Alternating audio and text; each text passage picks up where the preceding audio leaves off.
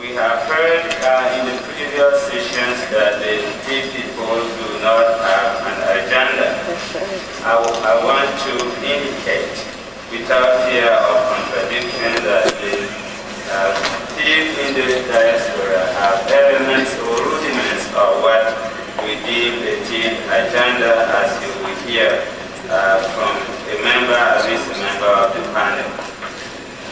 Now, the discussions we have heard suggest that there are certain things on which the Tea people agree, irrespective of where they occur, irrespective of party affiliation. We all do agree, it seems to me, that we do not like our kids dying from HIV/AIDS. That would be number one item agenda. Because without addressing this cause of AIDS, all other arrangements we have for the development of tea land are more likely than not to happen out. So that will form an agenda item. So it is without my engaging into the topic, my most pleasure and honor to introduce to you His Lordship, Retired Justice Muta.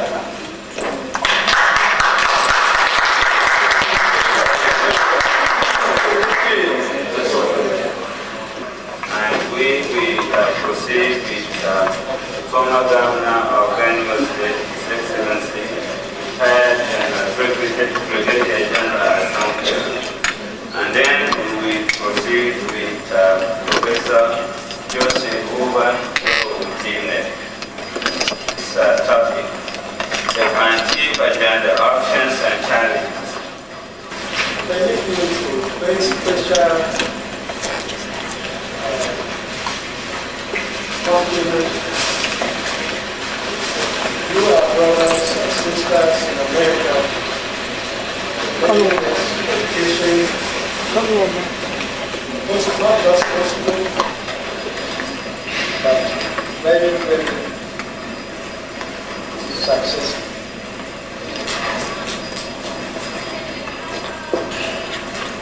My understanding of this topic may be divided into three parts. The political agenda, the social agenda, and the economic agenda. That's the perspective I want to see. Because if you want to take it as just one area, you will leave out a lot. But when you take it from the perspective of political,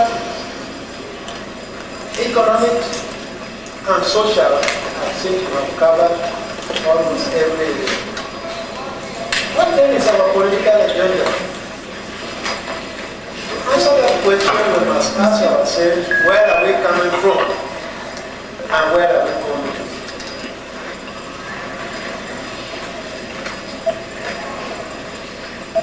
In answering that question in detail, one would always have to recall the journey so far, the political journey so far we've made since we started active politics going back as far as 1952, when the first set of two people were elected into the various legislative houses.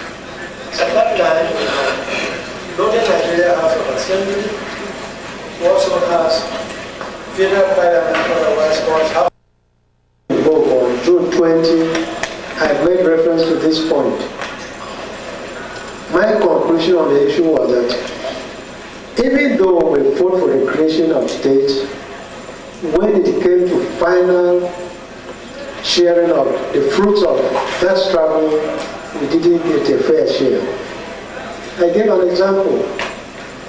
I said, look, before independence, and even at independence, the then TIF division came only second to the then Kano Native Authority in terms of revenue generation.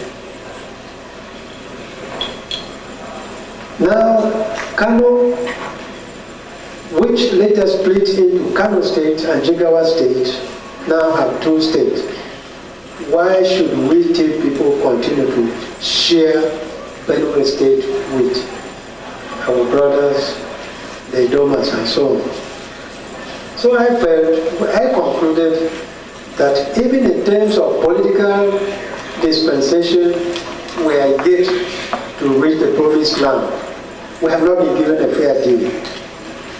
The practical application there, you can see in practical terms, whereas the former Kano Native Authority, which now constitutes 2 states, can boast of 6 senators. We in Tiv can only boast of 2. Whereas the former Kano State, Kano Native Authority can, as of now, boast of 46 local government councils in Kano State and 37 in Jigawa State. We can only boast of 14 local governments in Benue. Is that a fair deal? If it is not fair, what then should be our agenda in this case? In that speech, I opened the topic, but I didn't conclude. This afternoon, one of the contributors made allusion to it, and I was very glad that we in Tiv should, considering political agenda, should now be aspiring to have at least 2 states out of the present 2 senatorial zones constituting Benue. That's my own view.